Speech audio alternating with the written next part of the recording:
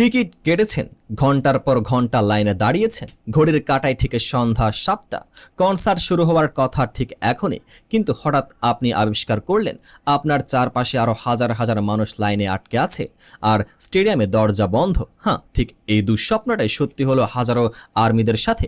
BTS এর Busan concert শুরু হওয়ার আগে এমন এক নজিরবিহীন ঝড় উঠেছে যা পুরো কে-পপ দুনিয়াকে কাঁপিয়ে দিয়েছে। পর্দার আড়ালে ঠিক কি ঘটেছিল, কেন স্বয়ং বিটিএস মেম্বাররা পর্যন্ত ক্ষোভে ফেটে পড়েছিলেন, জানতে হলে ভিডিওটি শেষ পর্যন্ত দেখুন, কারণ আজ আমরা এই চরম অব্যবস্থাপনার ভেতরে আসল সত্যটা ফাঁস করতে যাচ্ছি।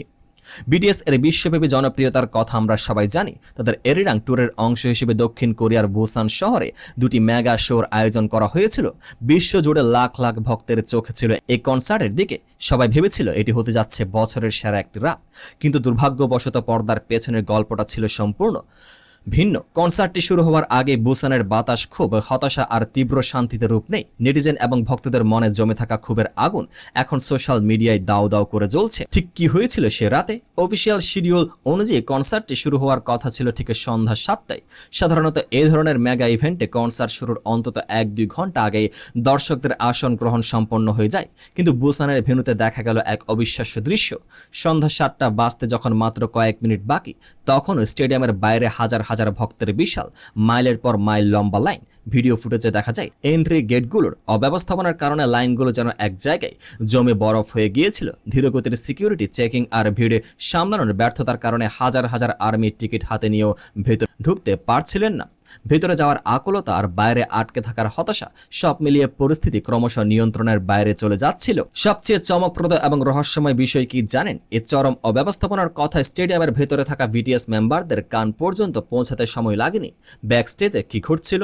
মেম্বাররা যখন জানতে পারেন যে তাদের ভালোবাসার ভক্তরা বাইরে আটকে আছে, তখন তারা আর চুপ করে থাকতে পারেননি। তারা সরাসরি অফিসিয়াল লাইভ স্ট্রিম চ্যাটে মেসেজ পাঠানো শুরু করেন। মেম্বাররা চ্যাটে জানান যে তারা কনসার্ট শুরু করার জন্য সন্ধ্যা 6টা থেকেই সম্পূর্ণ রেডি হয়ে বসে আছেন, কিন্তু ভক্তরা ভেতরে ঢুকতে না পারার কারণে শো পিছিয়ে দিতে হচ্ছে। একটু গভীরভাবে বিশ্লেষণ করলে বোঝা যায় এই মেসেজগুলোর পেছনে লুকিয়েছিল মেম্বারদের তীব্র হতাশা আর ক্ষোভ। তারা তাদের ভক্তদের কষ্ট সহ্য করতে পারছিলেন না, আবার আয়োজকদের এই খামখেয়ালিপনায় তারা ছিলেন চরম বিরক্ত। পর্দার আড়ালে তখন এক থমথমে পরিস্থিতি তৈরি হয়েছিল।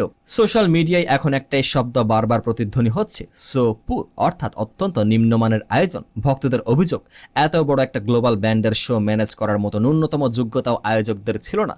টিকিট চেকিং এর লাইনে এক বিশৃঙ্খলা কেবল সময় অপচয় হয়নি, বরং হাজার হাজার ভক্তের সুরক্ষাকেও বড় সড় ঝুঁকির মুখে ঠেলে দিয়েছিল। যেখানে কোটি কোটি টাকার বাজেট, সেখানে কেন এই সামান্য লাইন ম্যানেজমেন্ট করা গেল না?